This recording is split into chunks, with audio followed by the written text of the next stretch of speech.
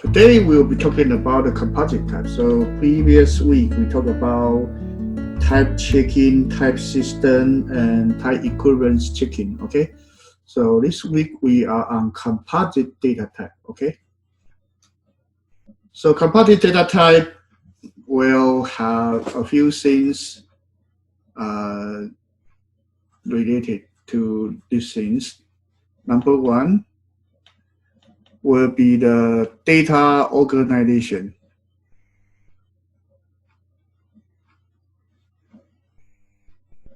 Okay. So should it be an array? Should it be an array list or list? Okay. Should it be linked list? Or should it be a structure? Okay, some sort of structure. That's data organization. Second is about data's referencing. Okay, referencing, we have alias, we have pointer, we have address pointer, we have variable name. Okay, so that way we can do referencing. And data organization may also have tree. Okay, there are some more data structures. Okay, and then we also need to talk about the data operations related to the data composite data type. Okay, and these are sometimes are related. Okay, sometimes related. Okay, that's the topic we are going to talk about. So we have Anthony and Nathan. Okay, how are you, everybody? Hey, I'm good. How are you? Good, how are you? I'm okay. Excellent. Yeah. Okay, so let's continue.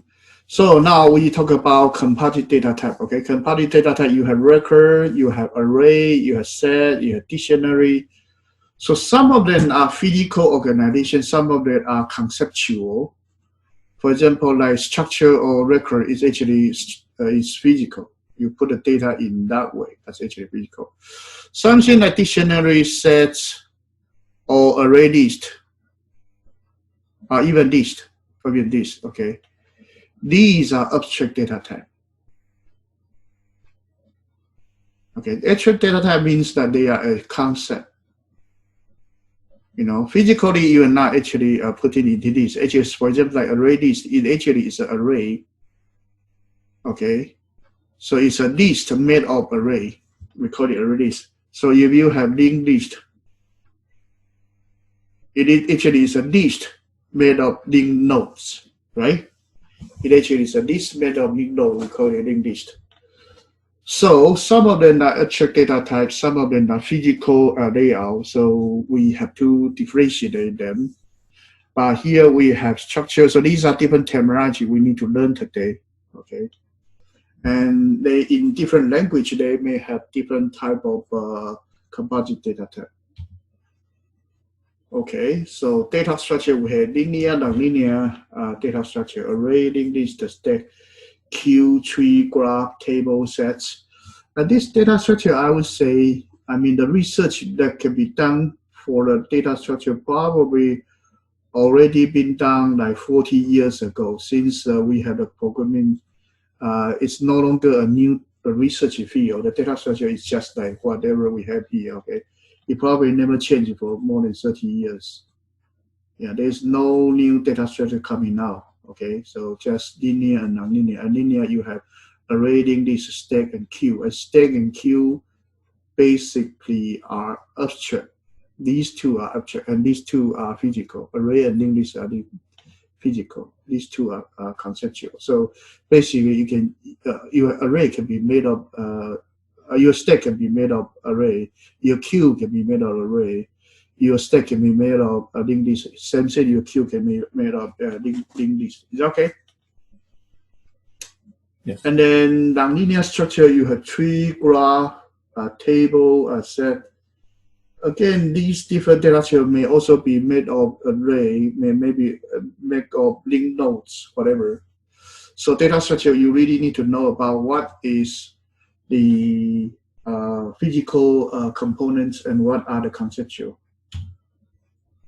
Okay, so here we have the ADT, abstract data type. So abstract data type, we have stack, queue, set, map. These are abstract data type, okay? But for example, set, you can have a hash set and tree set. Okay, map, you can also have the hash map and tree map. Okay, and then queue, you can have linked list queue, you can have priority queue, and you also can have using array to implement queue. And priority queue, you may use a heap tree to do it, right? Stack, you can have vector. Vector is actually the array list in C double plus language. Okay, so this vector is actually array list in C double plus language. Okay, later they changed the name to array list. In the old day, when you do Java 1, 2, I think they also have a vector data type in for array list. They also have that, but this name already been given up. The reason they give up is because they would like to do tree map. So actually, it's actually a map made of tree. Hash map is a map made of hash table. Okay, tree set is a set made of tree, and hash set is a set made of a hash table. Same thing here. Array list is a list made of array. Linked list is a list made of linked nodes. Okay, so this one you can call it priority queue. You can call it heap queue. It actually a queue made of heap list, and heap actually has priority, so that becomes a priority queue. Is that okay? Yes. So left hand side is physical implementation. Right hand side is conceptual. Okay, and then the conceptual one actually is over here. We call it ADT, abstract data type. Okay, and abstract data type can also considered to be the composite data type. Okay.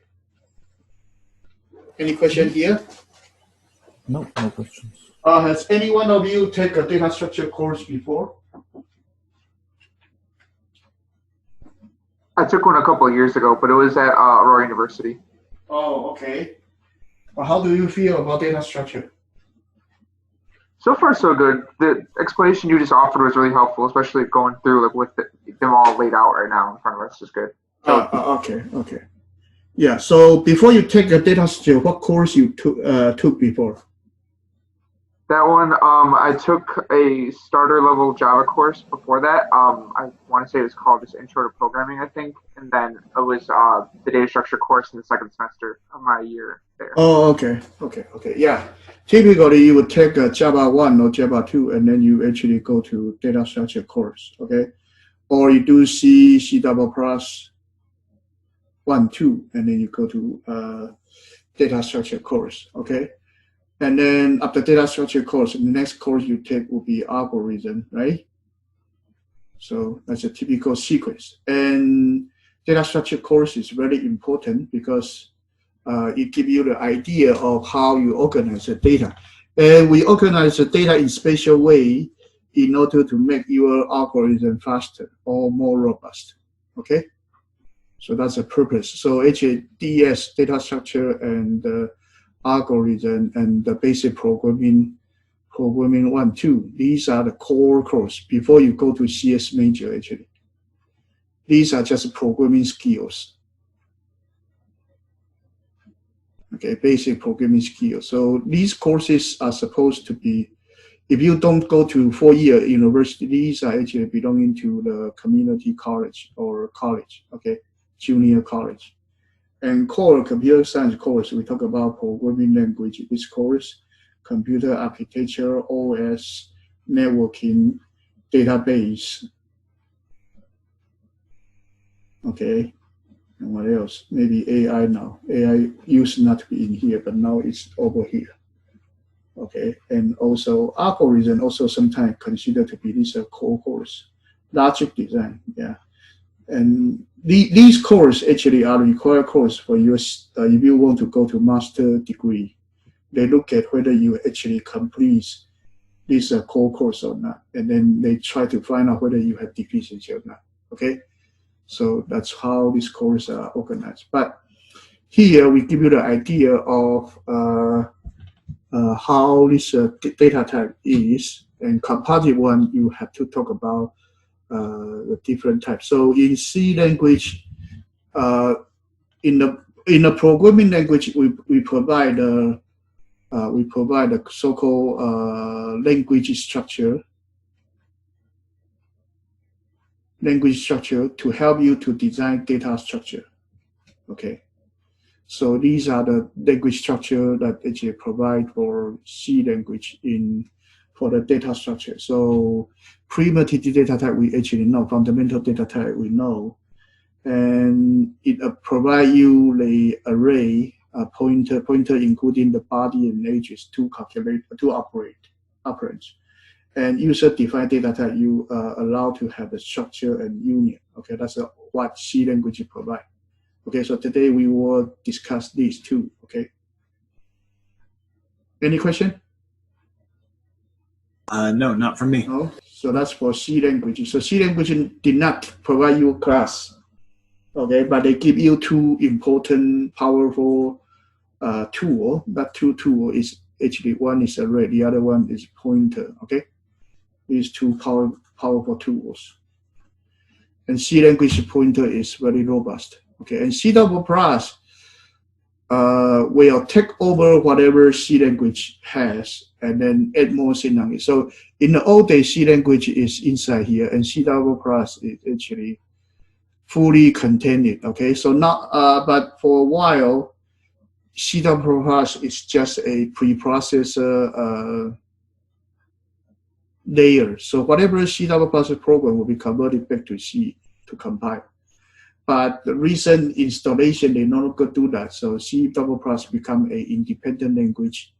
You no longer treat it as a preprocessor. And we have more data type coming here. So built-in data type, we actually now have array. We have function. Function is also a data type. Pointer, and you have the reference. You have constant. Okay, these are the operands that provided compared to C language. You have originally you have two. Originally you have two. Now you have more. You have more type. Okay, and then you have class, structure, enum, and union. So C++ add two more user-defined class and enum. Okay, is that okay? Yeah, I was wondering about constants.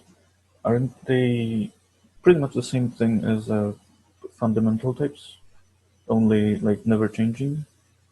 Yeah, it's just a little bit like final in Java language. Yeah, it's an operand. Yeah. Okay, and then we had JavaScript language. JavaScript language actually, let me see. And right-hand side is Python. So left-hand side is JavaScript. So these are scripting language. We put them together because these two languages are very similar. Okay. So in fact, JavaScript language only have, I would say it only have 4 data types. Okay. It only have 12 data types: string, number, boolean, and object. All of them. Okay, it only has 4 data types. Null is an object, undefined is an object. So basically we have 4 types. And then array is also an object. Okay, function is also an object. So basically you only have 4 data types, or even string, boolean, number are all object. But because usually we treat them as a primitive data type. But everything in JavaScript is an object, and in JavaScript it all center on the object. Okay, and your array, your list, your array are all objects. Okay, Python similar, and it also have the primitive data type. It also have the string, number, but its number has the integer and floating point. It has a difference. Okay, different object type. And it also has the Boolean type. So it actually has 4 data type. And here you have 3 data type. Okay.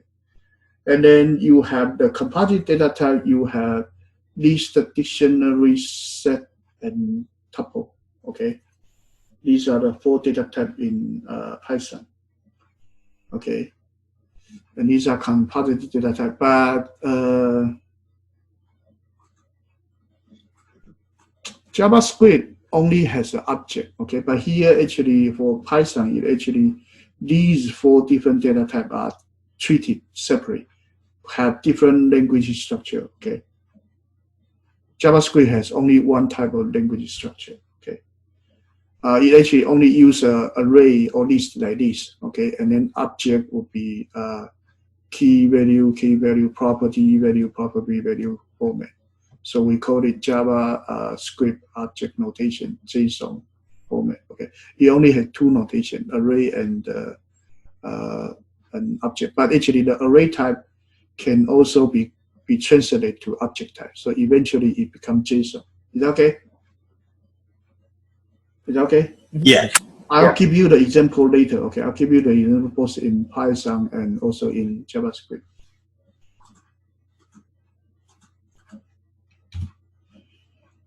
And then this is Java. Okay, Java, you have primary data type, reference data type. So this one, I think everybody know better for Java. You have array, string. Java's reference data type, you have array, string. String is a special type of object. Okay, actually, and you also have a class. Okay, and class have the 2 special class, interface and abstract class. Okay, and these 3 are the different reference type. Okay, and it also provides enum, but very few people use enum, and that's a reference data type. Okay. Okay, these are the composite data type for Java, and then this one is Ada, and Ada is provide very complicated data type. So, well, you can. I don't want to go into the detail. If you are interested, you can go there. Okay. So first one, structure and variant. Okay, structure and variant. First one, record structure. Okay. Structure and array and object. Okay. The reason why it's called record is because in Pascal language it's called record. Okay. But in C language it's called structure. But anyway, it's actually a data entity with multiple data fields. Okay. That's called record. So a student may have name and may have age. Okay, so that actually is the data, 2 data field for a student. And now we call it a record. Okay. So now my question is, what is the difference between record and the object? If it is actually in C++ or if it is actually in Java, or if it is in Python. What is conceptually, when they design a language, what is the primary difference between struct and object? And actually in C++ you have both, but there is a difference. What is the fundamental difference between these 2 concepts or these 2 structures? Let me see. Anybody know this one? How about Nathan? Can you talk about, comment about this? I don't have an answer ready to go, honestly. I understand that they are different, but they seem like kind of the same thing to me in that they can be used the same way. I'm not sure I have the answer you're looking for. Yeah, you can try. If you know the difference, you can try. Actually, this is an open question. Now, a lot of questions I give actually not really have a fixed answer actually.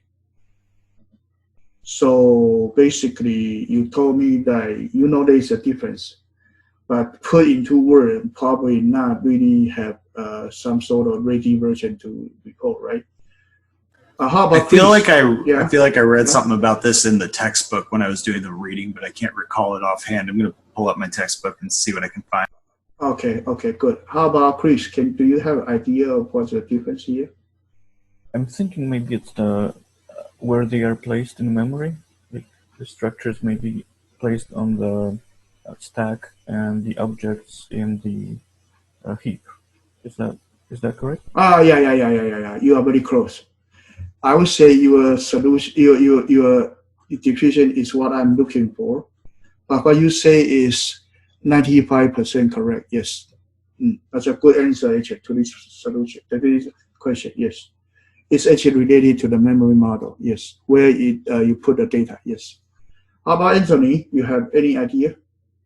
I was kind of thinking along the same lines. I'm not quite fully sure, but I know that it has something to do with like I use of memory. My thought initially was how it was addressed and like how it's defined, saying, okay, this is an object, this can do this, this, and that, and this is a struct. This might not be able to do everything as an object, or this can do this, this, and that in a different manner. But I'm not quite sure where to go from there. I just realized that there was a difference in what was quote unquote a struct versus an object. Okay, good. Okay, that you also provide some point. Okay, so let's look at go to program. Okay.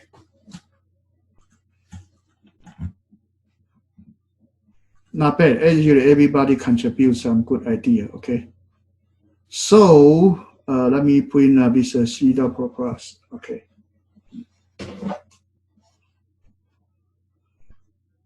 So this one, let me actually create a new project. Okay. Put this project C project.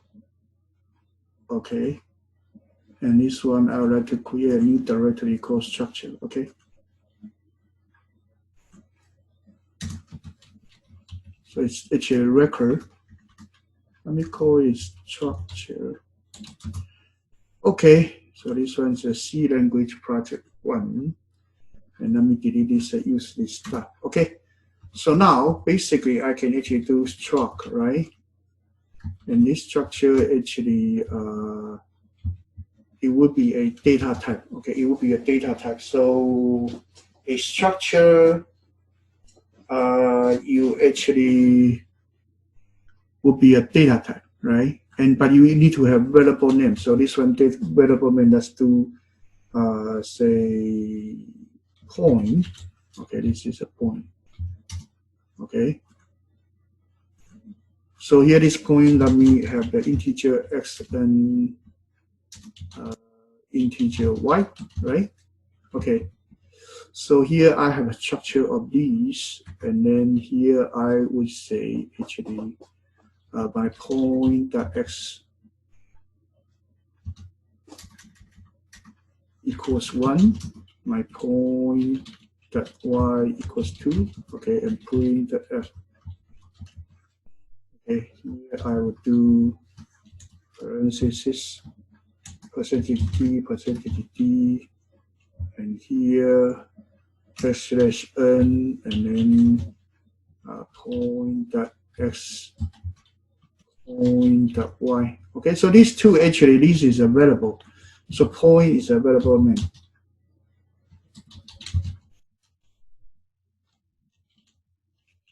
Okay, and you have point x, point y, and actually let's do this one. Go.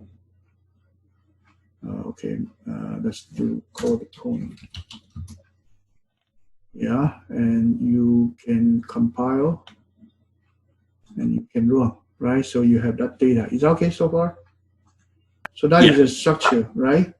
That is structure in a way that where the data being stored, this one where it will be stored it will not be in the stack though. You know, this is the 5%. I say that Chris is missed by 5%. This one is not in the. This one actually is not in the code stack. It actually put into. You have the instruction section, you have the data section, you have stack section, right? So this one actually put into the data section, your static data section, and you put a structure over here with the x and y over here. Okay? Yeah. Yeah.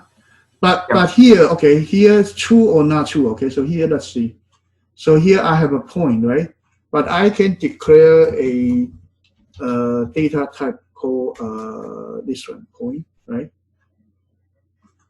So let me actually change it a little bit. Okay. So here instead of using point, I can call it P1.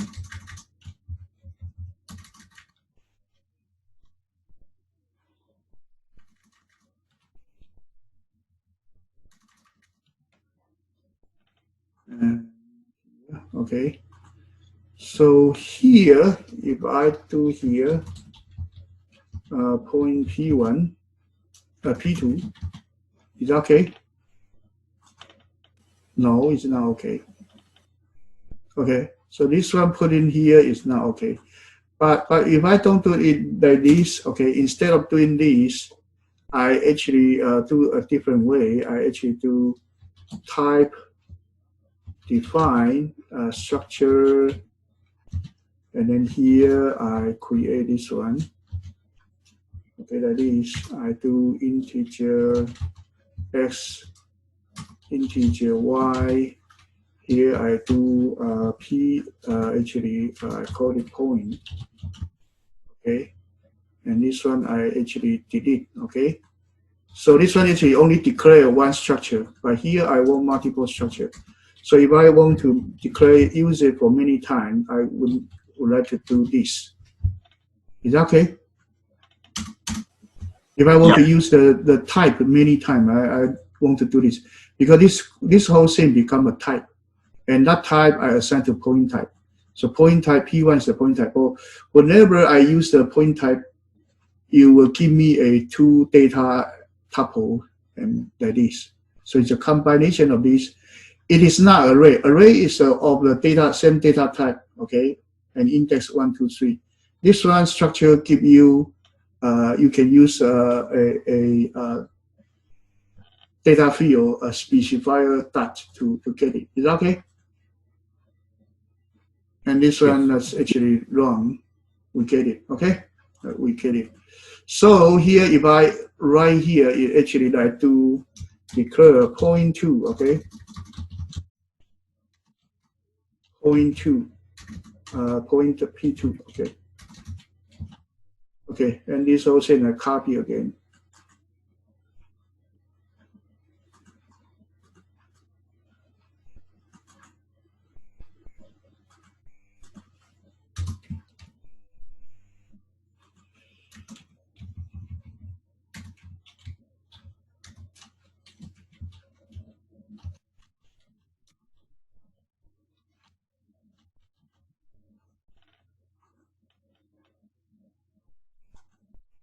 Yeah. So what's the difference between this point 1 and point 2, P1 and P2? What's the difference between them? This one here and this one here. Well, I see point 2 or P2 rather was defined within the main function, whereas P1 wasn't. I don't know. Yeah. So what that means in practice, but that's a difference I notice. Yes. How about Chris? Yeah. P1 would be global and P2 would be local to main. Yeah. Oh yeah, right. That makes sense. So P2 actually will be stored in the stack. Under your main function, P2 will be over here. You will have two data field X and Y put in your stack. So once your main function finish, this one can pop out. Is that okay? But P1 actually put into the data section. So they actually put into different location. So P1 will be persistent then, whereas P2 won't be. It'll be recycled after the main function. Yeah. P2 will evaporate if you actually finish. So here, let's do this one. Let's do. We have a point, right? So how about actually say we have a function called double norm, okay? And this norm, I actually put point type x point over here, okay? Is that okay? Yeah. So here actually, let me actually do return, say x dot, well, don't call it x, call it p.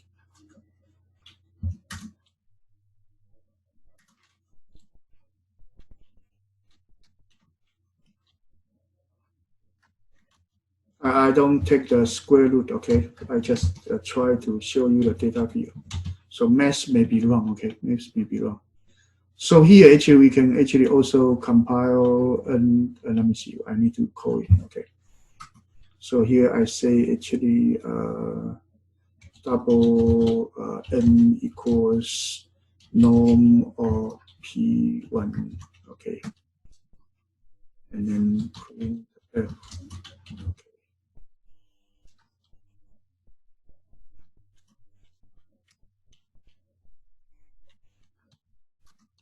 Okay.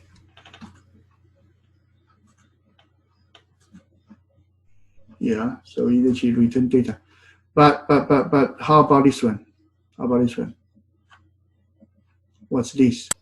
It's only local to the norm function, so point P will be recycled after that function completes. Yeah, so what you call norm, you actually your coefficient for norm is a parameter list, right?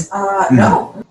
And this parameter list, you will put a point over there, and this point actually has a x and y over there, and you will return h's and your local variable over here, right? That's all in your coefficient for norm.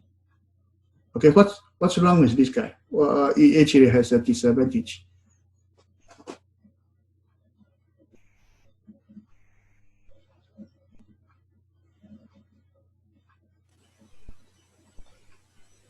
I'm thinking maybe it has to be copied. It has to be a copy that is passed into. You have to be a copy, yes. So the problem with this guy is if right here you have a big array, say 2,000 element array, and you call it right here, this guy would be very, very long, right?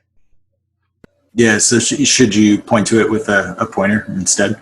Yeah, so basically this is what's the problem with the, that's the problem for this guy, okay? So if you don't use a pointer, this one actually physical two variable will be put over here. And when you pass, the value will be passed from your P1 copy to the P. Is that okay? Copy to the P. So basically, yeah, you have the P over here, the P over here. Your P1's data over here is X copy to here, Y copy to here. But if here the data field grow, then this whole code frame will be pretty big, very big. Okay, is that okay? Mm-hmm. Yes. Will be very big. So actually, the context transfer would be difficult to do. Okay, so actually, this is one of the drawback for this guy. But if it is actually an object, okay, originally we tried to talk about object, okay. So if it's object in Java sense, you will only pass the address to here. Is that okay? The reference will be passed to here. Mm-hmm. And then the reference actually pointing to an object somewhere in the heap. Is that okay? Yeah. Yeah. Then you will be okay. So how about how can I actually do this one? So if I actually want to have another point, I can do point P3 is a pointer equals here actually is a pointer to actually pointer to a point, and then I do memory allocate. Okay.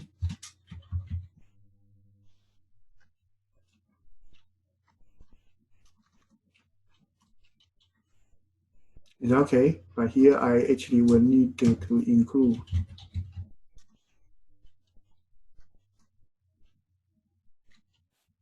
Right? So what does this do? This one actually, your P3 is a level 1 pointer, so it actually will store some address. P3 will store some address. And that address actually is that you allocate some sort of a point of size of a point, and then you assign the address to here. Is that okay? Yeah, and that's in the heap, right? Yeah, and this one is in the heap, in your dynamic memory, and we call it heap. Yes. So with that, actually, you kind of can do this, and once you finish everything, you do a lot of calculation, and then you actually can freeze your P3, and then the P3 memory return to be recycled. Is that okay? Yeah. Yeah. Yeah. So this is how we manage the dynamic memory. So the things like when I ask the question of what's the difference between structure and the object, okay? Data field wise, this one has the data field. It also has the data field, okay? Yes, it also has the data field. Okay, this guy actually is physically available. And this guy object will be represented by reference. Is okay? By your address. Somehow we call it address. And this one will be a dynamic memory or allocated. Okay, this one actually is physical, so you don't do dynamic allocation. Is okay? Yeah. But here in the C language, you will have to use a memory allocate in order to achieve that. Okay, so actually C language you kind of have a similar mechanism. You can still achieve what object can do, but it is not a straightforward way to do it. You have to know pointer well in order to do it. Is that okay? So Yeah. object in Java sense it actually involve dynamic memory, but this one don't. This one still static memory, unless that you actually use the pointer to get the memory put into the dynamic memory. Is that okay? So Yeah. it's actually create a structure and that's some pointer pointing to it. Is that okay? Yep. Is that okay? So here actually this one is a pointer to a dynamic memory. But if I do this one, if I do pointer P4, right, and I assign the address of my P1 to it, right? And then here I actually copy this one.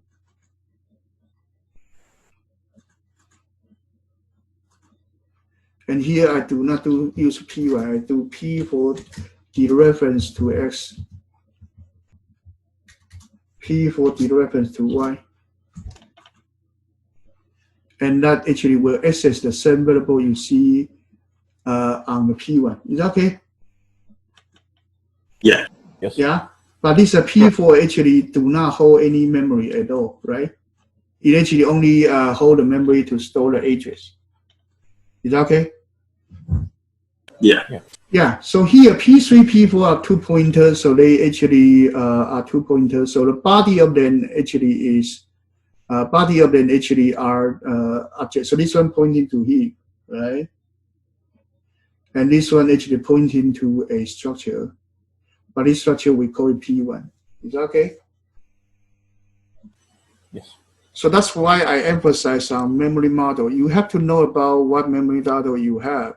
So when you study the structure or union, you will know much better about it. Is that okay? And then once you are in say C double plus, you say point actually P1 and you put 3, 4, right? This one actually what? Create a point type and you put 3, 4 to there, and this is a variable name. So it's similar to creating a structure like this, right? Right? Right. But you can also use a point actually, and then you do P2 equals new point something, right? You remember that? This new operator equivalent to the memory allocation, right? So there's a difference that you create an object by using this or using this. Is that okay? Yes. Yeah. Yeah. Even though you always call the constructor, but it actually different. And which way I prefer? I prefer memory allocation and using new. Why? Because it's always stored in the heap.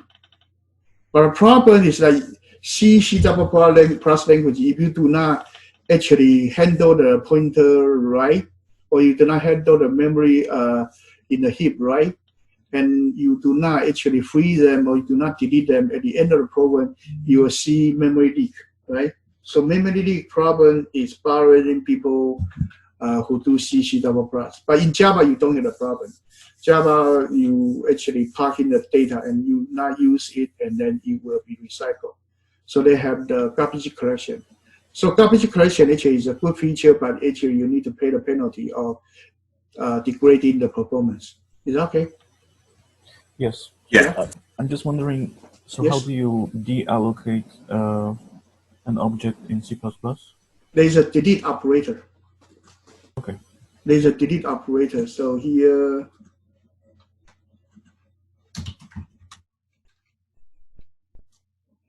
but Java, you don't have delete. Java, you just park in the reference.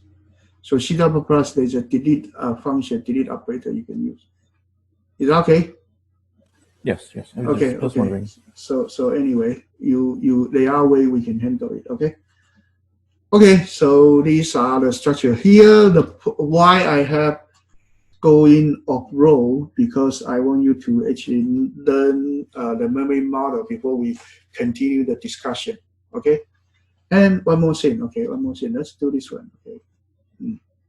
So here, how about this? How about here? I have a pointer, integer pointer q, okay, equals the address of p1, okay. So I do print f %d, right? And then here I do q's. I do print body of q, right? And then my q increased, and then I do print f %d /n body of q again. And what am I expected to get? Probably 1 and then 2. Yeah, 1 and 2. So here the ages over here. So age q is a q's body is an integer. So q is a pointer pointing to my p1. Okay, pointing to my p1, and p1 is what p1 actually has 2 integers, s and y. So when you give me the ages of this guy, actually you will get the ages of x, right? And then once you advance, you get the data for y.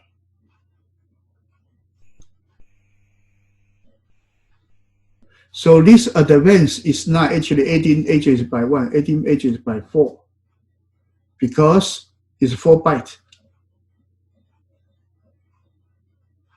Is that okay? Yes. Is that okay?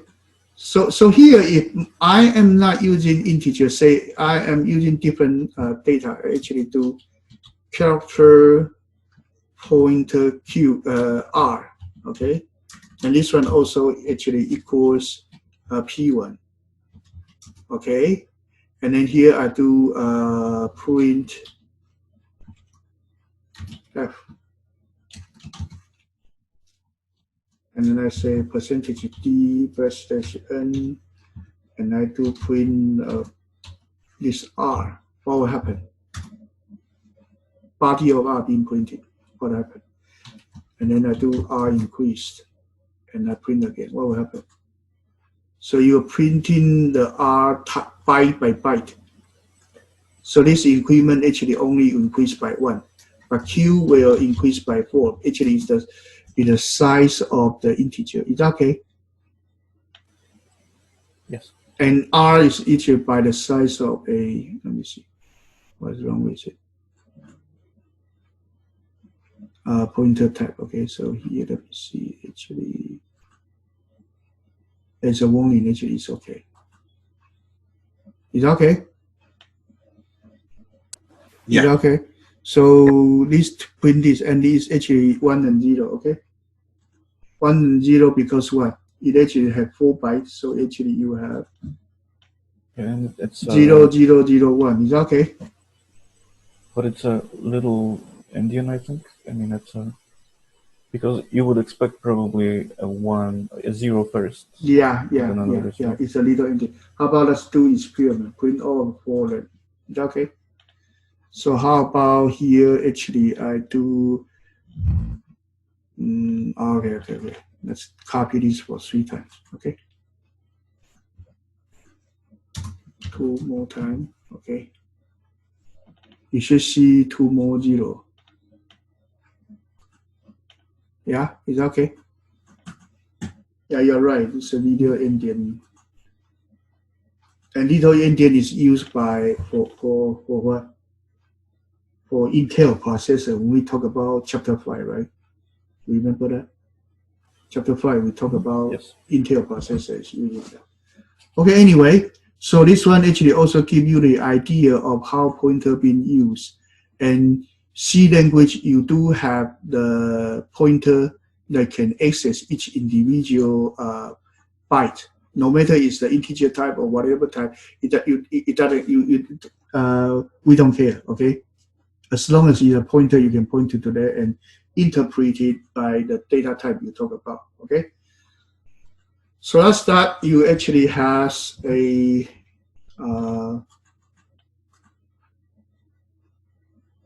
you have a data structure element. An element has the character of 2-character array, and then the integer atomic number, and then you have atomic weight, and then you have Boolean variable metallic or not. Okay, so for example, this one talk about basically here 2, but sometimes you may only use 1. So you have a carbon, right? Atomic number I think is 6. Atomic weight is 12. Is that okay? Is that okay? Yeah. Yes. That's what you have, and this one is the way you actually declare it for Pascal. Okay. So that's a typical structure people have. Periodical tables elements. Okay, here you have the copper. So copper is an element. So copper is an element. So here, this one is the type, okay? And the type is defined here, okay? So the element, you use element as the type. So element copper, and then you have Avogadro number. Yes? Yeah, I have a question about the previous slide. Yes. This declaration with struct element, it's kind of similar to what you showed us before with struct and then the variable name at the end of the declaration. Yeah, but here. But is it different? Whatever up to here, this is type. This is actually type. So here, what you should do is carbon that's available. After the structure, you put that is a variable name. Before that is type. Yes. Okay, I understand. Yeah. So go back to here. Here, if I originally have a structure and I put a point over here, that name is a type. But if you put here, this one actually, if you don't have type defined, here would be the variable. But right here, it's not a variable. Actually, right here is a type. So here, because I'm using type defined. Type defined means that these type, old type assigned to a new type. Is that okay? Yes. And if I do structure element, that element is a type. Okay. And if you here, I put carbon or oxygen, right? These are variables. Is that okay? Yep. Yes. Thank you. Yeah. So remember, type and variable are different. Okay. Okay. Anyway, so that's that.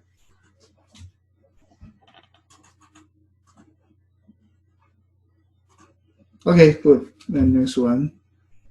So you can declare a constant double Avogadro number. Okay, and then copper.name. Copper has 2 name data fields. So you put a copper would be Cu, right? Cu, and then you have the atomic number, whatever times whatever. Okay, good. And then you can have an OR. OR is you will have the atomic, but you also have more data field, okay? So there's an OR name, and then you have the atomic number, maybe copper, okay? And so here, right here, this one, here is one structure, okay? This one is one structure. I'm sorry.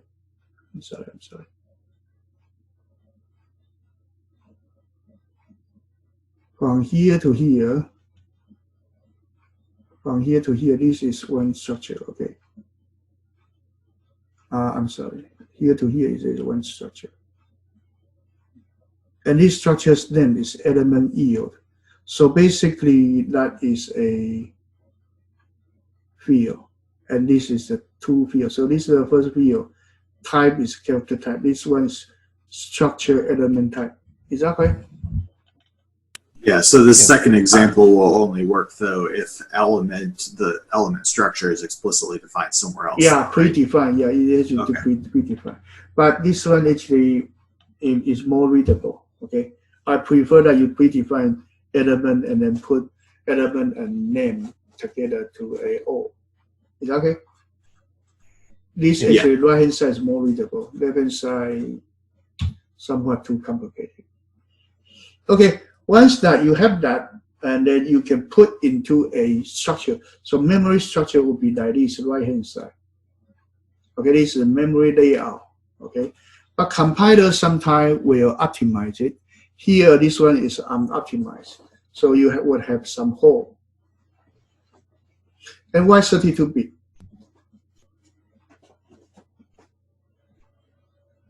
Why you just don't put things jam together? Why EH is 32-bit?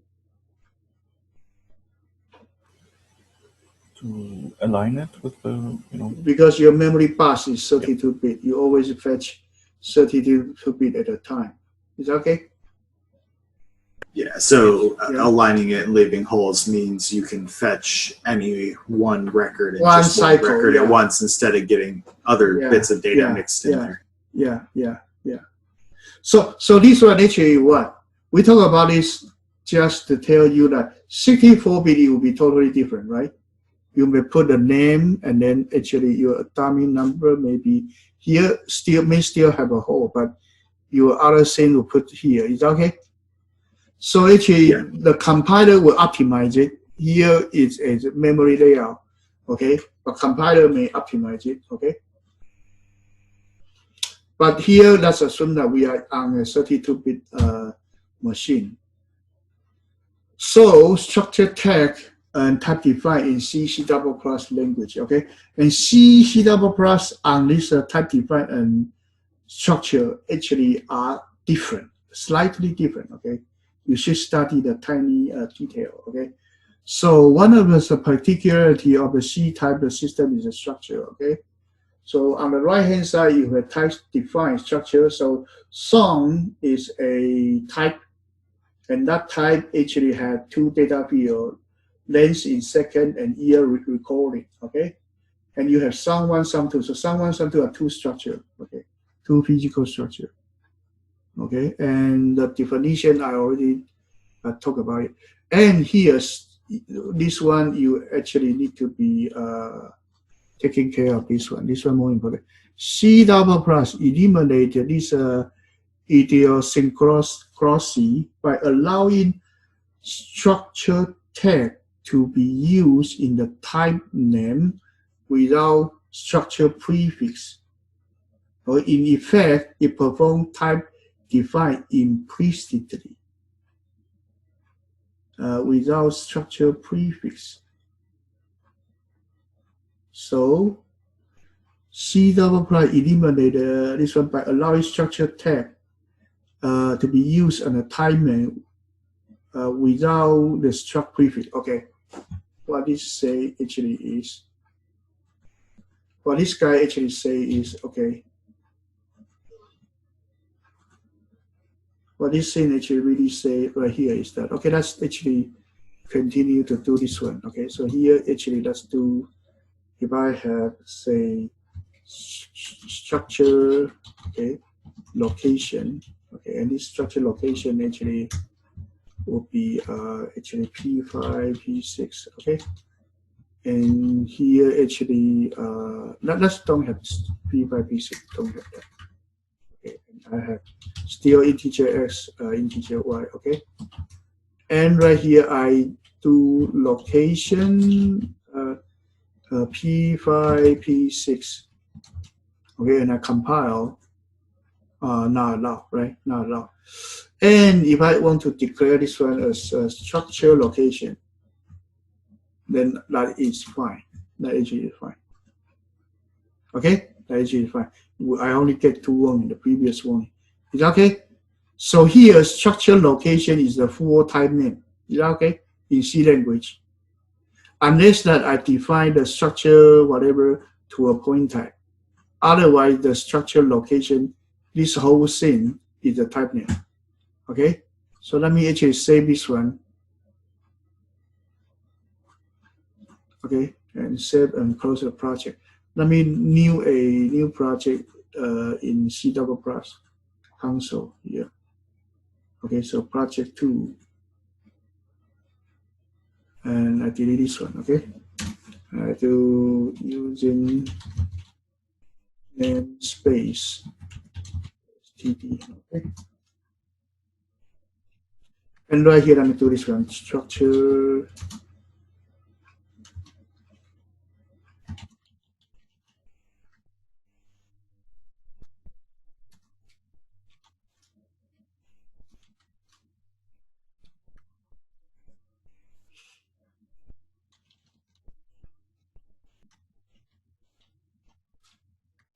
And here I do location P1, P2, okay?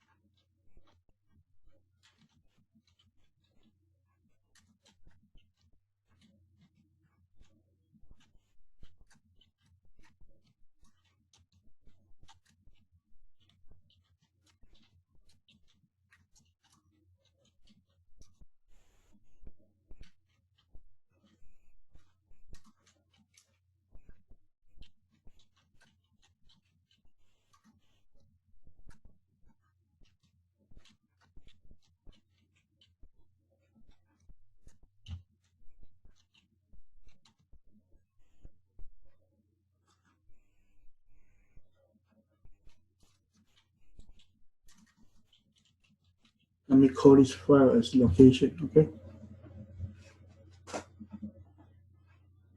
So here I don't need the structure location. Is that okay? So it becomes somewhat more like a object. So right here, if actually I do this, I do location 3.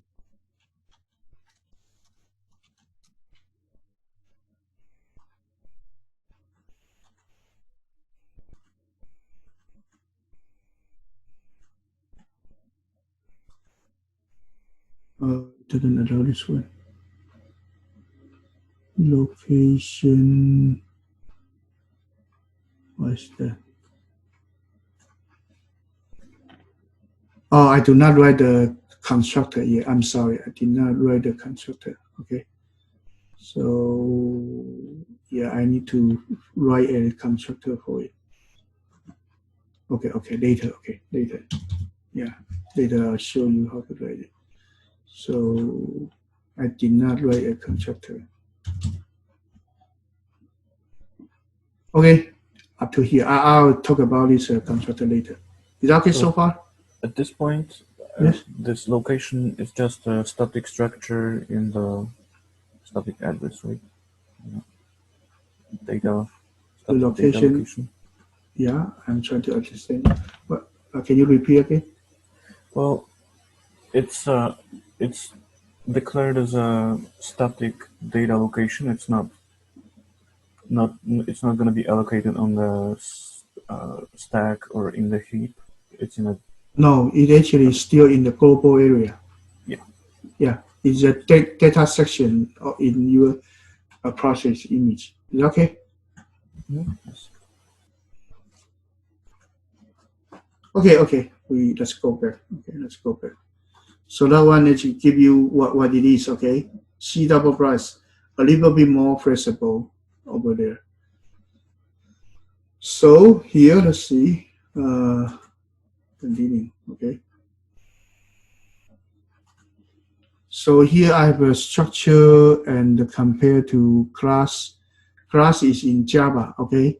TS in C. So we have structure T and structure S2 structure. And you have to call it structure S1, structure S2, okay? And then structure S has two data field with a structure T in there, so the data is organized like this, okay? So basically, your structure 1.n.j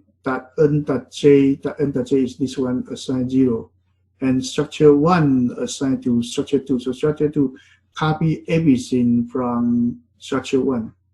And then its J is a 7.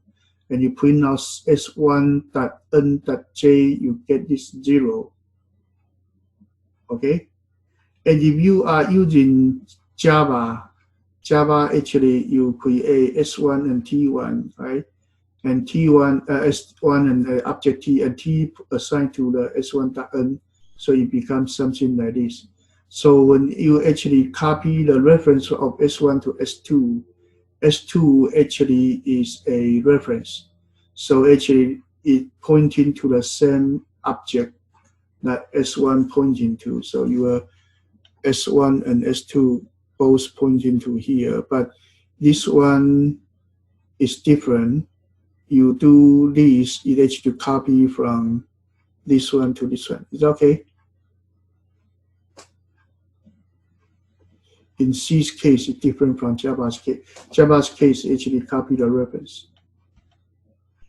Is that okay? Yeah. And if you want to have a separate one, you have to do new as again in Java, okay? You have to do new as again in Java and then copy every item to it, okay? Or you can actually in the S class, you can write a copy function to help you to do duplication of a cell, okay? Makes sense to me. Yeah, and this one is a record, okay? And then your layout can be in peg type. So in C language, GCC allows you to actually have a pragma of peg, okay? So you structure attribute peg that will pack your data into different formats. So that is a compilation scheme. You can pack the data. So packing the data, what's good and what's bad about this? Good is you make the cell data smaller.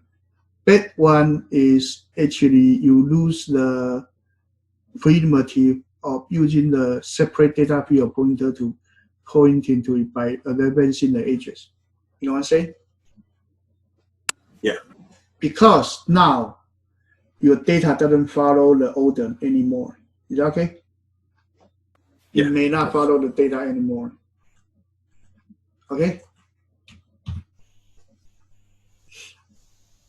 So assignment of the record. So most languages allow you assign value from one record to the other. Okay? So actually this one it's okay. It's actually when we do this assignment, we call it what? Copy constructor. Is that okay? Yeah.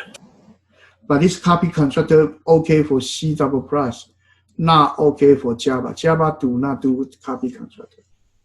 Okay? You do not call the constructor to assign it. Java only assign the reference edges from the original reference, say S2 equals S1. You only copy the edges to it. But in in C double plus, actually your S2 assigned by S1, it really means the copy the wholesale data to S2. Is that okay? Yes. Yeah. If you want to create a different reference pointing to the same S1, what you should do is actually creating a element alias S2 equals S1. Remember that? The alias will become a S2 pointing the same object as S1. If you like it in the Java way, that's what creating the alias. Is that okay? But if you do the assignment by itself, you will actually get what? Get the whole thing copied to the new cell. That's called copy constructor. Okay? Same for the structure. Okay? And you may have different way to pack things. So I told you actually it is not, when you call the pack, you can check the syntax. Okay, I don't have time to demo it, but actually you will pack to different ways. So you lose the privilege of using the pointer freely. Okay, but I don't think a lot of people will do pointer though. I mean, okay, the next one is union. Union is different from structure, but union less use. Union actually is interpreting the data in different ways. So actually, these three, they will be sharing the data field. So basically, they will use the longest one, say double, 64-bit as a data field, okay? But sometimes you can interpret it as a I, or you can interpret it as a B, as a Boolean, but the data will be stored in the same location. This we call it union. Is that okay? Yeah. Yes. So union actually usually is a data you want to interpret it in two different formats, maybe double or something. So actually, union have two main purposes. Union allows a subset of bytes to be interpreted in different way. Okay, and then non-converting type cast. Okay, you can do casting, so basically integer and double interpreted separately in different time. Okay. Okay, and okay, here's talk about different compilation, but it's okay. So here, let's see. Here we have a union. Okay. Here, I'm sorry. Here we have a union. Let's see where the union happened. Okay. So here I have a union from here up to here, HR field. Okay. So structure whatever here, structure whatever here, and lifetime. So these two actually sharing the same address. Is that okay? And this one doesn't show up in the textbook. It's from the supplemental material. You can download it from our website. I actually uploaded it already, but it's not in the textbook. If you read the textbook, you don't get this. Is that okay? Yes. But who will do this? I mean, very rarely, I would say. So basically, you interpret your same data, your lifetime sharing the agent, sharing the space with the source and prevalence. Okay, this. Okay, so that actually is sharing that memory. Okay. So sometimes they are actually using this available method, so you can interpret it in this way or in this way. Is that okay? Yeah. So method one, you worry about the source and preference, but non-method, you maybe only care about a lifetime.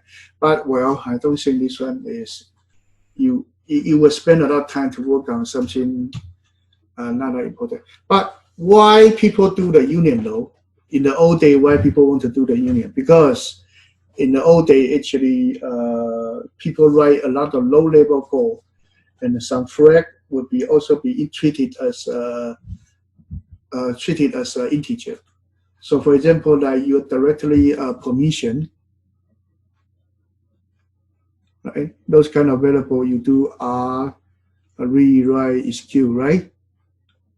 Something like that. In Unix, remember? Linux. And you would like to do 0777, 0755, something like that, okay? The file permissions. Yeah, the permission. Is that okay? That's why people would do that, okay?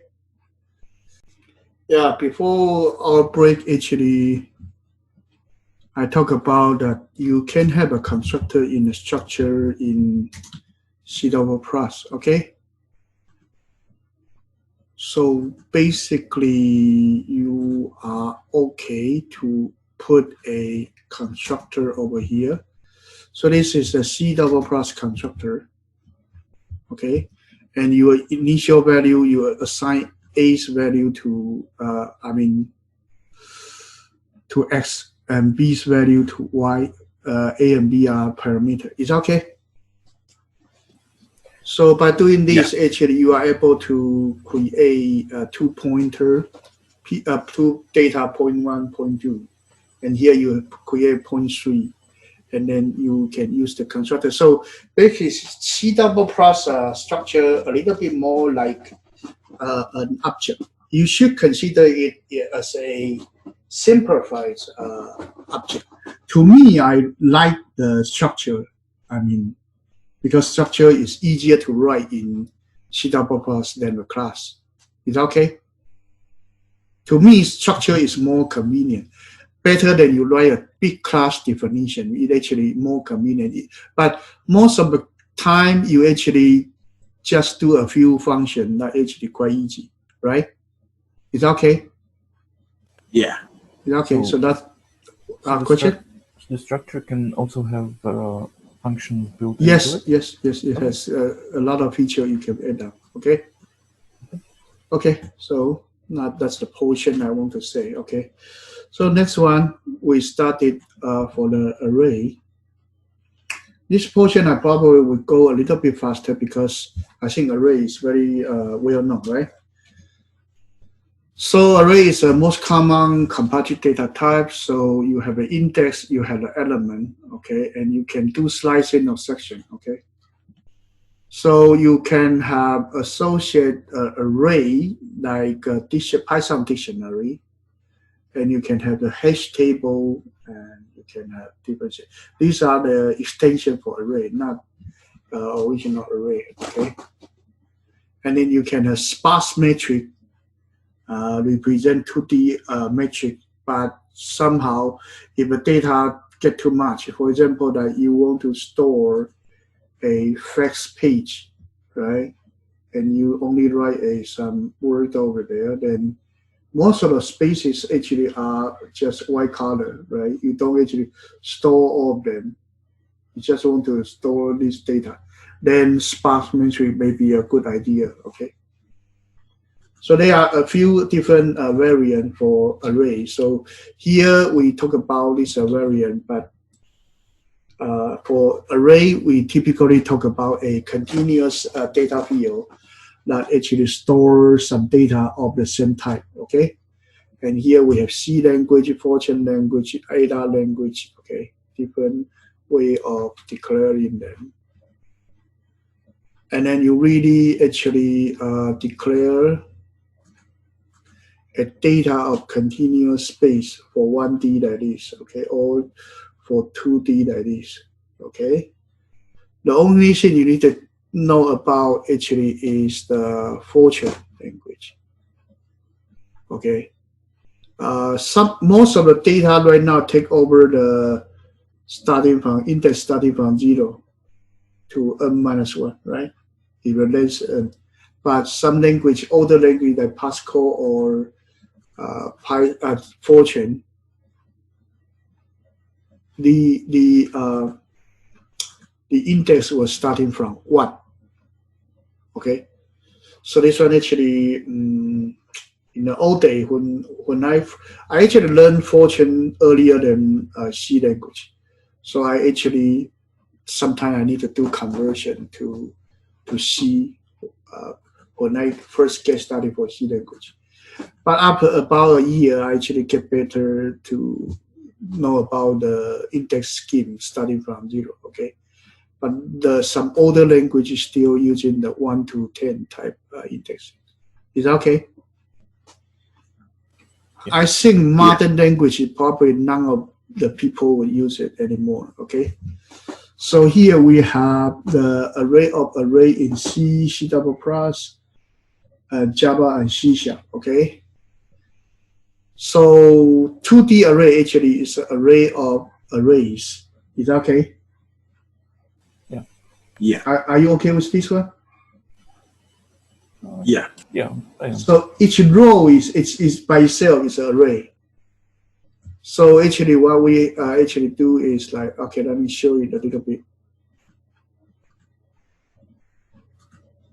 So if I have a Java array, say integer 2D array m equals 1, 2, 3, 4, 5, 6. This one really declare what? M is a address holder holding to a array of arrays. So each one of them is another reference.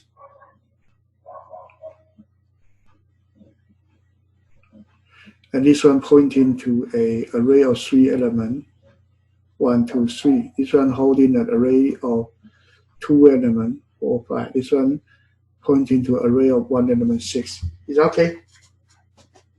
Yeah.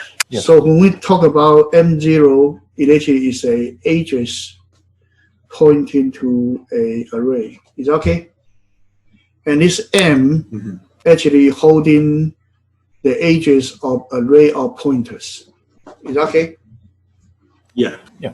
Yeah. So each row or column, I'm sorry, each row in the M may have different lengths. Is that okay? Yeah. Yes. Or even it may hold a null value. It may not have data. It actually will also be fine. Is that okay? Yeah. Yeah. Okay. So that's what it said. Array 2 actually here is a C language, and C language you have to know about the calculation of ages. Okay. So here if we have a character string 12, it will actually have a character array of 12 bytes. Okay, so it starts from address X to address X plus 12. Okay, so here we have integer of 5 elements. It's starting from X, X plus 4, X plus 8, X plus 12, X plus 14, and X plus 20. So this one actually is what I say here actually.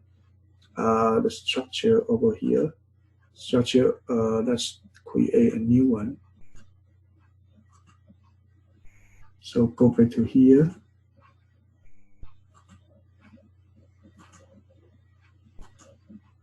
Okay, so here I have project 3 in C language. So here let's assume that we have what?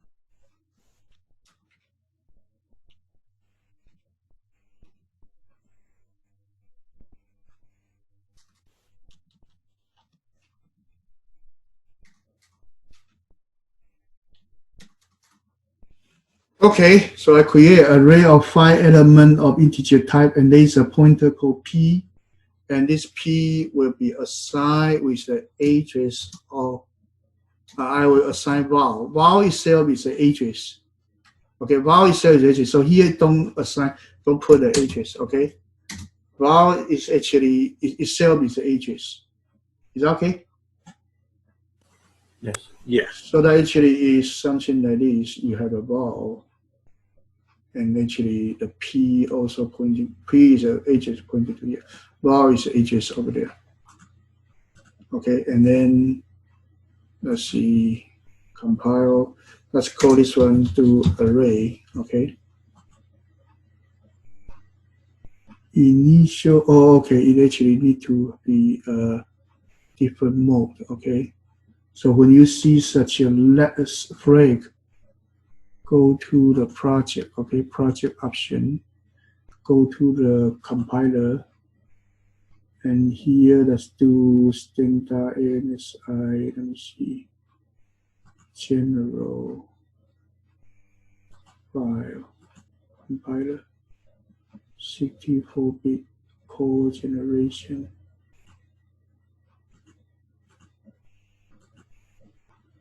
Let me see. Okay, parameter. Click the parameter. Okay, so right here, that's here. Let's do test std equals C11. Okay. Okay. Compile. Otherwise, you won't allow this. Okay. Is that okay? So here, age is actually advanced by 4. Is that okay? Yeah. Yeah. So here, actually, let me actually, if I do not an integer, so let me change it to char type. Is that okay?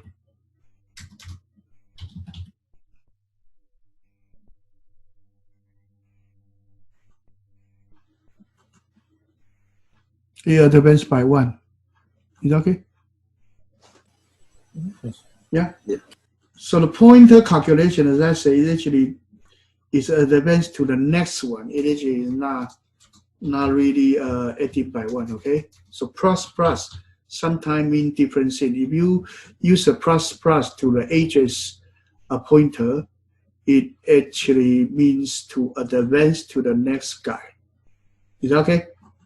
It really means advance to the next guy. It's not really +1. Okay. So plus means advance to the next guy, depending on your data type. Okay. Okay. So here actually let's continue. The purpose of having this is actually to help you to do address calculation in C language, okay, or C++ language. So this one's okay, and A3 is a double type, so each time you advance by A, okay? And here, character, so this one actually read from left to the right, it actually is an array of 3 elements, and what type is a pointer type. Is that okay?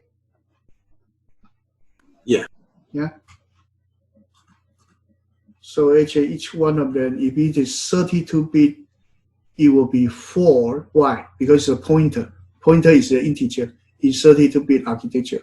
Okay, it's not char. Okay, char you will go back to 1 byte. Okay, it's a pointer. So 64-bit, the address become 8 byte because it's a 64-bit address. Is that okay? Yeah. Remember, this is pointer. It's different from data. Okay, it's not data. It's an array of 3 element of the address. Okay, so here we have array type T, A of n elements. So val for integer type, the value would be 5. So actually it is like value of 4. It actually have the starting address x and plus 4 times 4 actually go to here, get a 5. Is that okay? Yeah. Okay, and if you do val will actually be the address of x. Okay, val plus 1 actually means this guy, advanced by 1. Is that okay? Yeah. And it actually is val 2's address. Val 2's address is this guy, x plus a. Is that okay? val 5's value H is this guy. I'm sorry, this is 0, 1, 2, 3, 4. So 5H is unknown. Is that okay?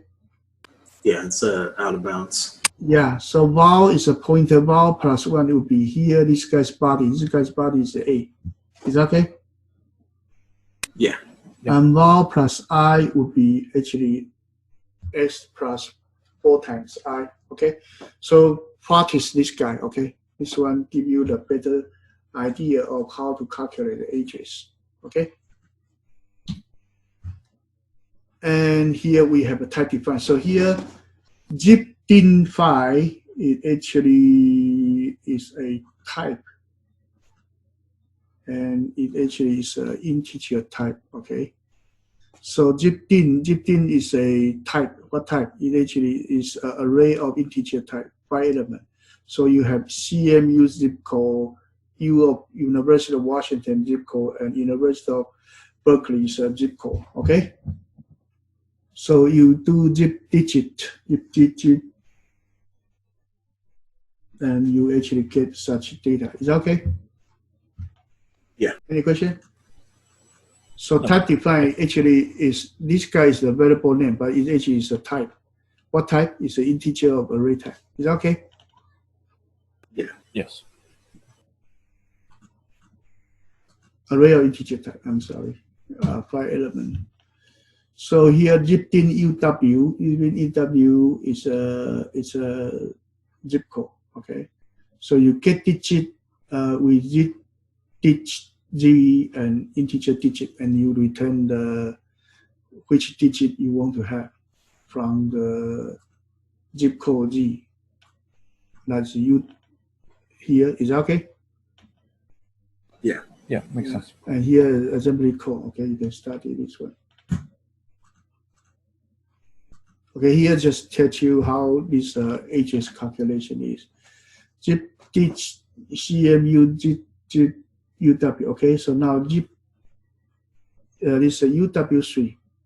UW3 will be your starting address 36, and then 3, so it actually should be 36 plus 3 times 4.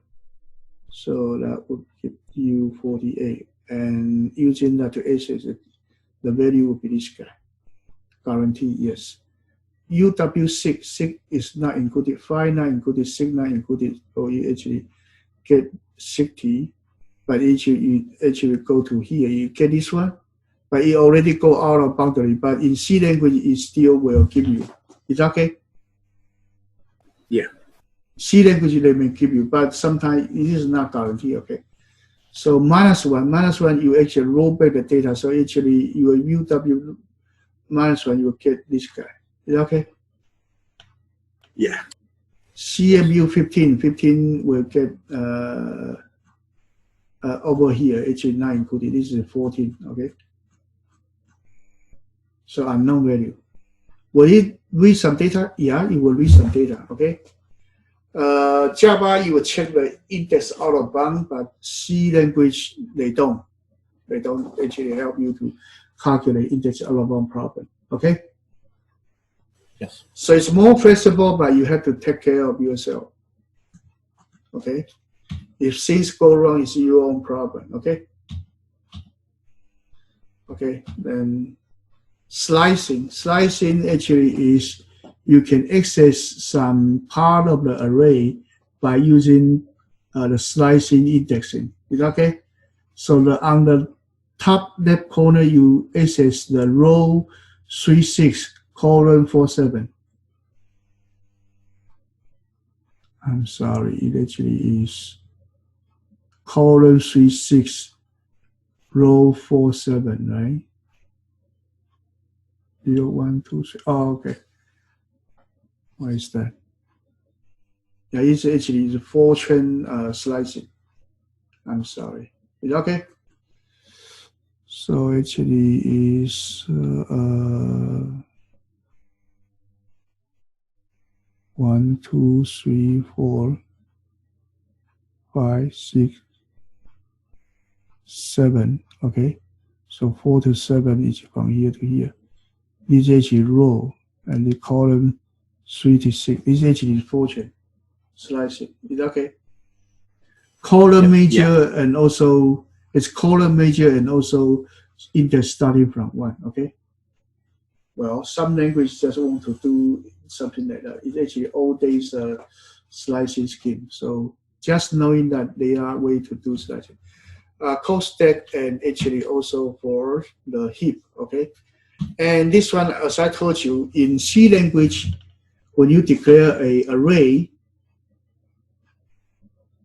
C language array and C language structure, it is not in the heap. Okay. So if you really want to actually use the dynamic memory, you have to use memory allocation. Okay. So right here, this one actually declare an array of 5 elements. Okay. So if you really want to do a array, that actually it is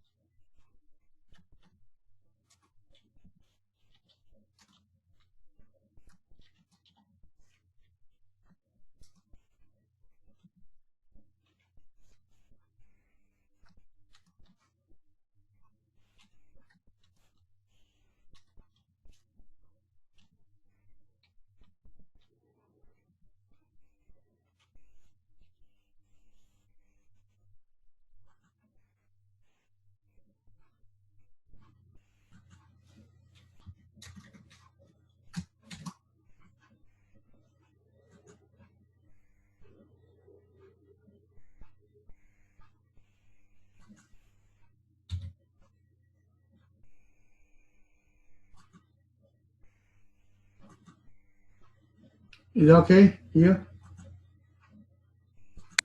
Yeah. Well, what did I declare? I actually declare a pointer, right? Yeah. This pointer is pointing to a integer, right? So my Q actually is a pointer, and I'm pointing to a integer. And here I have 3 memory location, 3 memory location. The age is being assigned to here, right? But my Q's 0, I put as 2. Q's 1, I put as 3. Q's 2, I put a 2. 6, I'm sorry. And then I do this. Is that okay? It works. Yes. So it's not possible to use the declaration like you have, like the first one that you have on the 4th line? It actually have to, it is used in different way. Within the method body, you can't use that first one. You will use this way. Is that okay? No, I understand, but in the method body, you declare the Q as a pointer and not as an array. Is it? It is actually not a pointer. That's an array. Right. So these two actually, this one and this one are totally different things. Well, they both are ages. So this one is an ages. R is also an ages, right? Mm-hmm. So this one actually is an anonymous array. So it's an array, but we don't specify the length for it. Is that okay? And I assign this edges to that one. Okay? But as for the pointer, it doesn't accept pointer.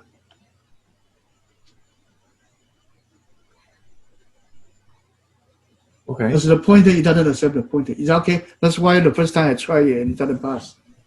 I'm just wondering if it would be possible to take that line 4, for example, and move it into the method.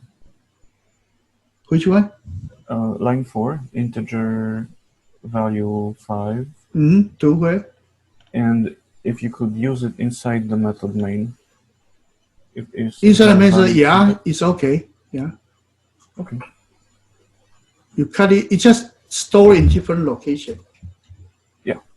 Yes. Right. So this is the same thing. Actually, let me see. The bar already been declared. Let me see. What's that?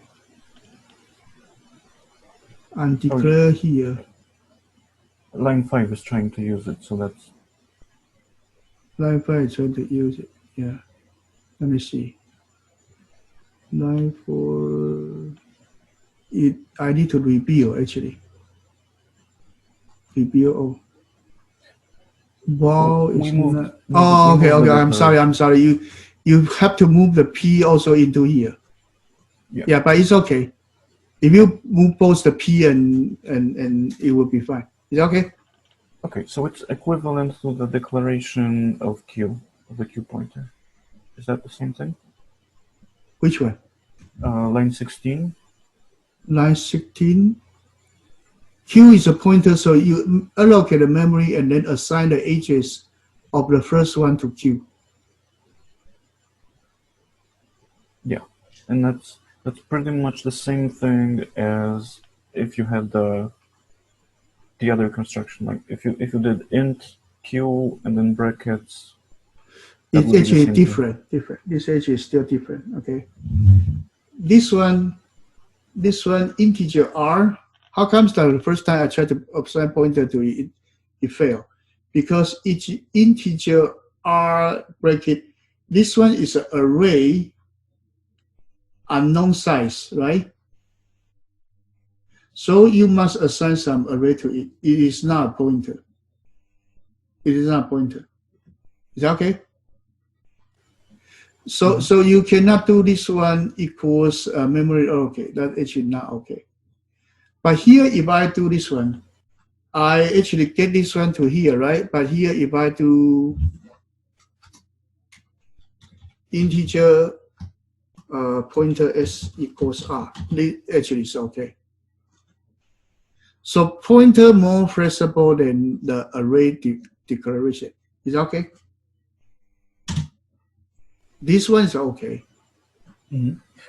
Yeah. Would it be but the other way around, if I do s this equals q, no, that's not okay.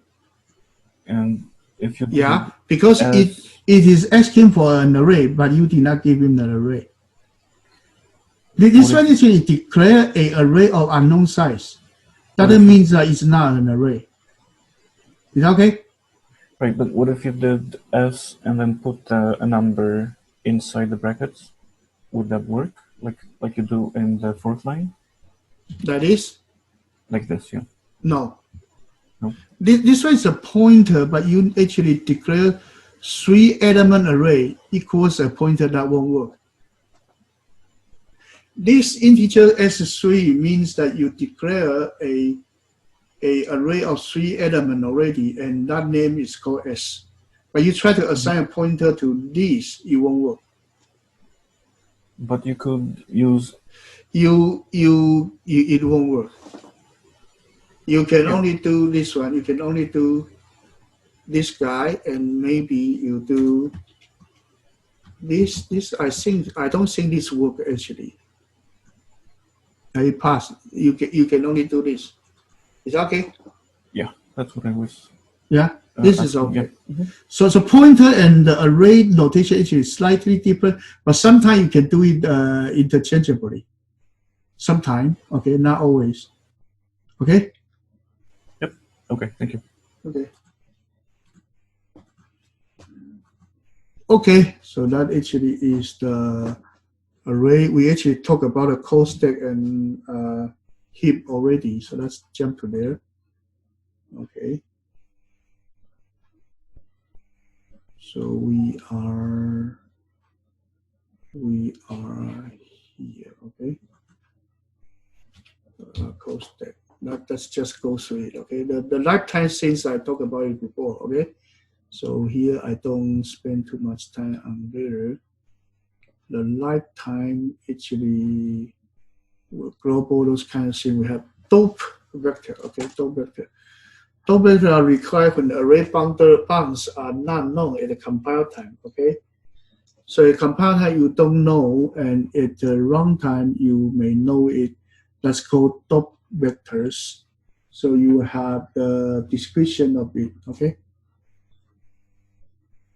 So that actually is dope vector. Yeah, that actually was that.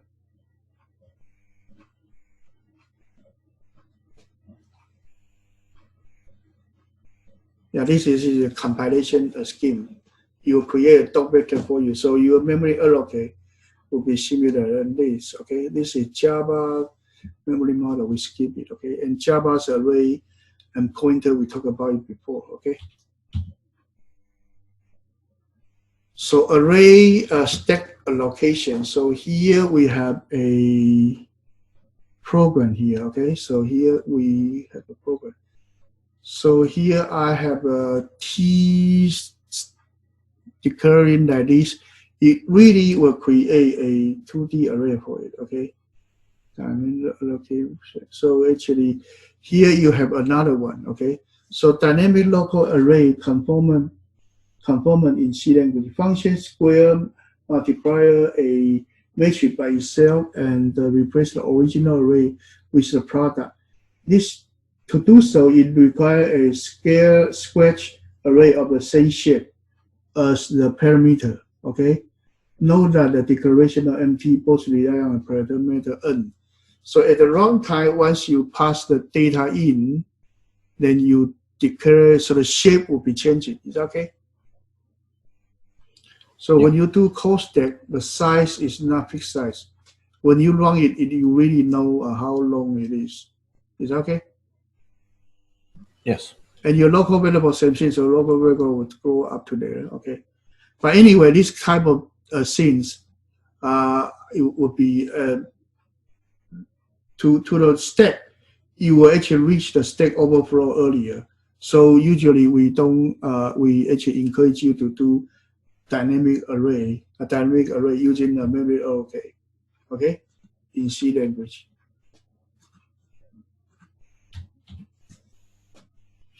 So here is the call frame, and then because you don't know about the size, so it will use a dope vector to determine the size of it. Okay, is that okay?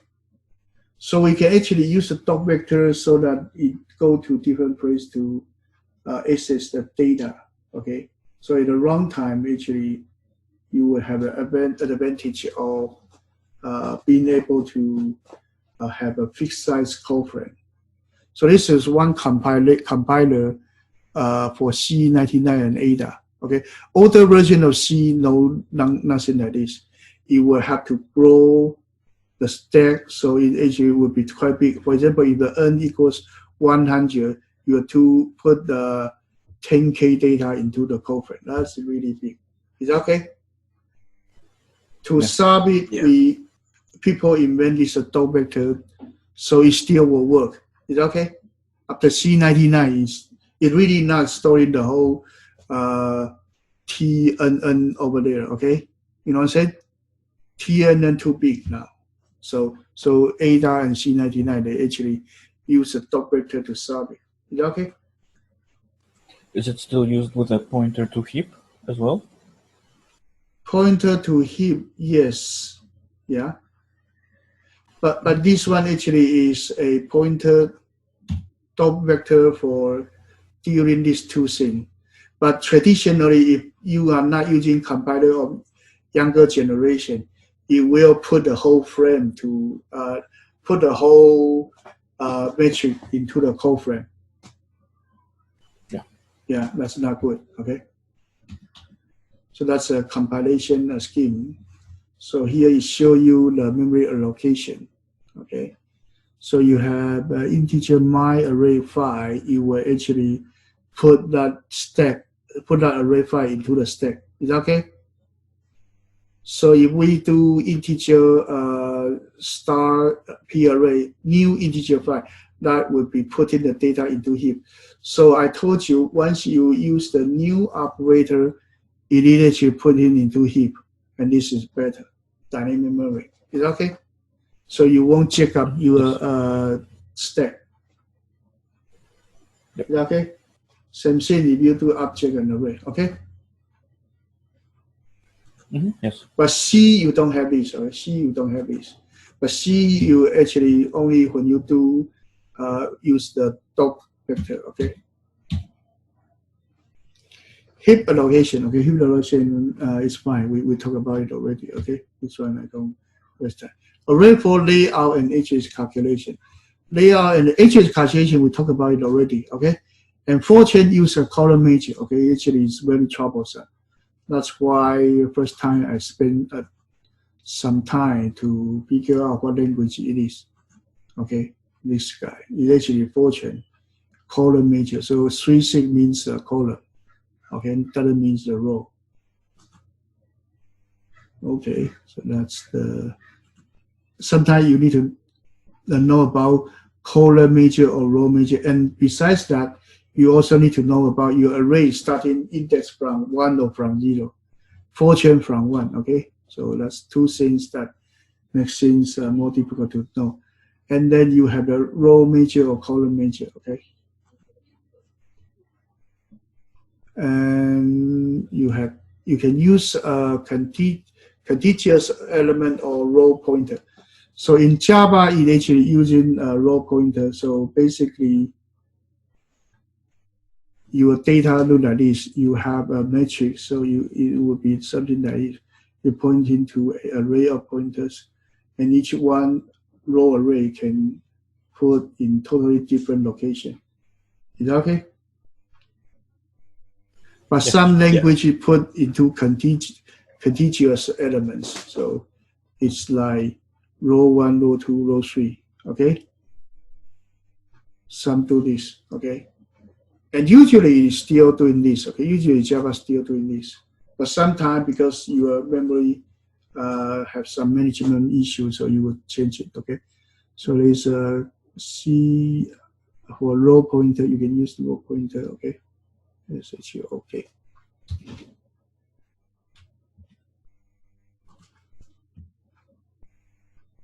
Okay, so here we have C language using a contiguous allocation row pointer.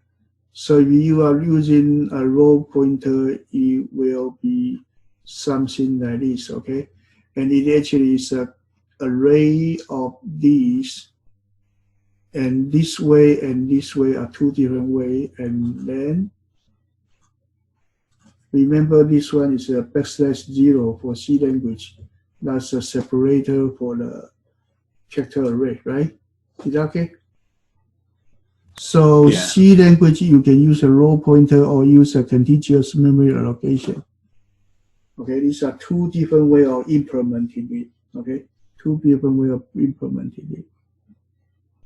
And this one will waste more edges, waste more. Okay. Yeah, that makes sense to me. Yeah. So the first one basically is just implementing the row breaks actually in the hardware. It's storing them actually broken in memory, whereas the second one is just storing the row. Yeah. It's doing the row breaks via just pointers and just Okay, yeah, that makes sense. And here, why this guy is this, and why don't you put 7?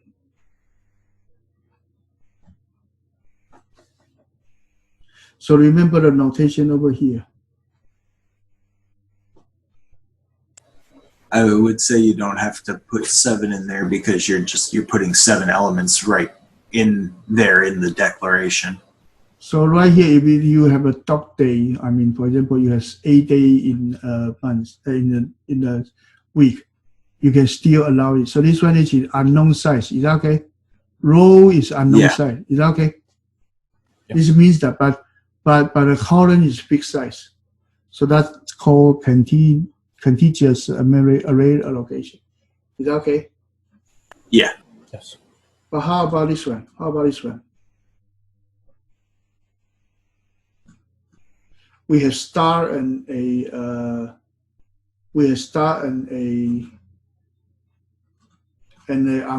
unknown size array. So this unknown size array means this one. So it's a array of pointers. Is that okay? Is that okay? Yeah. This one is array of pointer. This one is actually 10. Actually, what? It actually is this one. Okay. So it actually is unknown size row arrays of 10 characters. 10 character array. Is that okay? Yeah. So to understand these two things, they are different. Okay. Right hand side using this way, it actually is the row vector type. Okay. Yeah. And apparently Java implement which one? Java 2D array. So if you I believe Java follows the first style, the contiguous. Java character days equals new something, it actually implement this way, right? Is that okay? It actually implement this way, okay? But C actually is quite freestyle, but you know, there are quite many notation. You still need to know really which one is the one you want to have, okay? And this one is ADA, I think. Okay, no, this one is calculating of the ages, okay? So actually what we have will be, let's see. Let's assume that we have 2D, okay? 2D, we have M, and we are representing 1, 2, 3, 4, 5, 6, 7, 8, 9, okay? So really put into memory, you will store data like this. You do have 1, 2, 3, 4, 5, 6, and 7, 8, 9. Okay? So you've got the M, and that M actually, M store the address of this guy. Okay, it actually pointing to here. Okay? So if you want to get this guy, so let's see, our index will be 0, 0, and 0, 1, 0, 2, right? So to access this one, it actually is 1, 0, right? So 1, 0 actually is 1 times number of column 3 plus row actually is number of column plus your column number. So you actually have a offset of 3. So basically, it's the what the address you have would be row number times the columns length plus column, right? Times your size of integer. Is that okay? That would be the address offset from your M. Is that okay? Yes. Yeah. So you're starting from your M address plus this offset. You will be actually getting the right location for 4. Is that okay? So your two-dimensional array is actually stored as a single one-dimensional. One-dimensional array. Well, your memory always is one-dimensional, right? Yeah. Your memory address is always one-dimensional. It can never be a 2-dimension, right? Yes. Or 3-dimensional array, you cannot. So here just tells you how to calculate the address. Okay? Yes. Okay. So that's that. Okay. So maybe actually you can actually do calculation detail of it. Let's see how much time we have. We actually over 12. So I will finish a string and then set next time. Is that okay? Sounds good to me. Yes. Because string is similar to array and set and other things are different. How about this? Let me actually also finish the set because the next one will be pointer and recursive structure. Okay, since set is not too hard. So string is actually array of character. Okay, in some language, it's array of characters, but some actually treat it as object. Okay, so we also have an index of 1 to n. But C language, remember, you need to have one more byte to store the delimiter 0. Okay, for C language. Yes. For other language, they handle it already, so you don't need to know about it. Okay, so here are several different ways of creating a string. Is that okay? For C++ language, usually you do str, including the string, and do str hello. Okay, that's one way. Or you declare it as a pointer to character and assign data to it. It is also fine. Okay, so here you have different way of calling the constructor. Okay, so that's the string. And string is an object in Java language. So it's an object, and it also work like array, but it's not really array. So it's a separate data type. Okay, so it's somewhat the string in Java is half array, half object. Okay, it has a feature of both. So here we have the strings. You have S byte and S byte in C#. Okay, this one probably just stop here. Okay, S escape sequence is the special character that being handled into the string. Okay, so you may have the \f for phone feed, / code, so double quote. Okay, Unicode. And regular expression, we discussed it before. Okay, and the string functions. Okay, set. Set is non-recurring data structure. So you can declare a set. So that's this one. You can have a set equal check, okay, and subset or equal. So it's a checking of the operator, greater or less than, okay. And greater or less than actually is for logical operator of belonging to. Is that okay? So when your A actually is 1, 2, and your B is 2. Okay, I'm sorry, not this simple. It actually is this logic simple. So actually B actually contained by A. Is that okay? So this simple content. Okay. And if you have an element, say 2, actually belong to B. Is that okay? This one is belong to this one called content. Content is the smallest set contained by the other one. Is that okay? Yes. Yeah. And then you have intersection, union, and difference in particle. Okay, in Python you have similar stuff. Okay, so I would rather you study the Python version. Okay, so here these are the parts. I use this slides because I copy it from the textbook. Okay, and here are the Python set. So you have the length of a set element in S. So in operator. Here in operator really means that S belong to S, okay? Now in, so here actually you can do, no, you can do this one union, this one intersect, minus means difference, okay? And then symmetric difference. Is that okay? Here are the key operator in Python for sets, okay? Yes. Yeah, makes sense. And you also have a set in Java. And set in Java not as convenient as Python because you don't have the overridden operator.